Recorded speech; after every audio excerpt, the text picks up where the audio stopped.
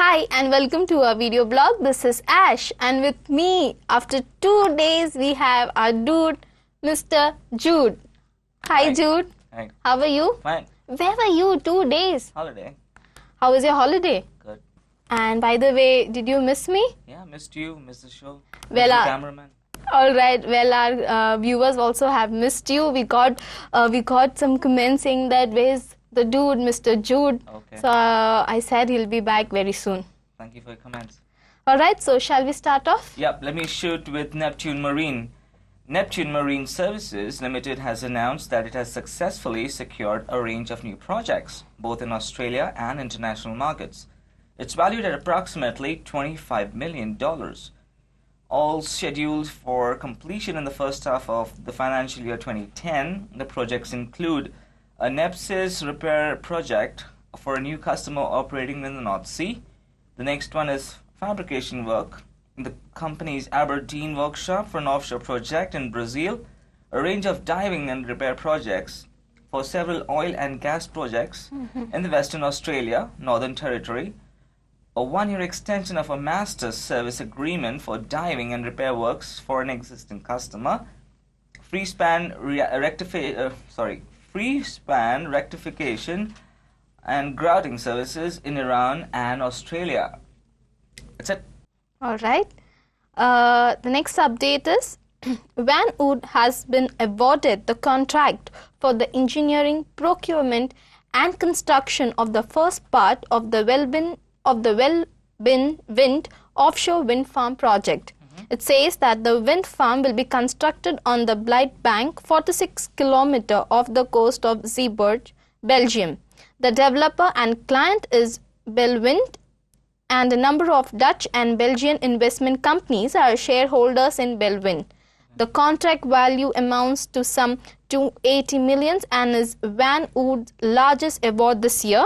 Execution has already started and the project is scheduled for completion in November 2010. Peter Van Wood, the CEO of Van Wood, said since 2002, Van Wood has been involved in building offshore wind farms in Northwest Europe. This is Van Wood's second EPC, that is Engineering, Procurement and Construction contract. Earlier, we completed the Princess Amalia Wind Farm project off the coast of Gemunden in the Netherlands. Our knowledge and experience is concentrated in our business unit offshore wind projects. The award of the Belwind project confirms our leading role as EPC contractor in Northwest Europe. That's very nice news. It is.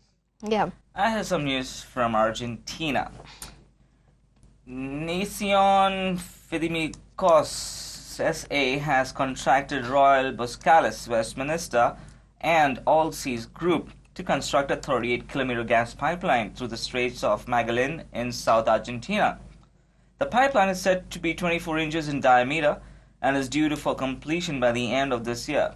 It will connect Cape Espiritu Santo and Cape Virgins and will provide an important link for gas field in the south to connect the main gas network of Argentina. Good. Well, the next update is we got this to one of our source called Maritime Reporter and Engineering News. It says the Washington Marine Group of companies announced that it has sold the 3 Pacificat ferries to foreign buyer Abu Dhabi Mar for export from Canada. The details of the transactions are confidential. The 3 ferries will be transported from Vancouver Harbour via heavy lift deep sea vessel. The first is scheduled to depart next month. Okay. Moving on to Germany. On July 15, 2009, Jacob Barge BV celebrated a major milestone in the company's history as its new-built monohull jackup platform JB114 completed the installation of the first ever offshore wind turbine on her maiden voyage. After mobilization from Eemshaven, the Netherlands, the JB114 was towed to the offshore location about 45 km north of the island Borkum in the North Sea. Within 36 hours after her arrival, she installed the tower, the turbine and rotor blades of the first wind turbine in the Alpha Ventures wind farm. Mr. Martin Harden, the commercial director of Jacob Barge BV, says, "We are very proud of this extraordinary event."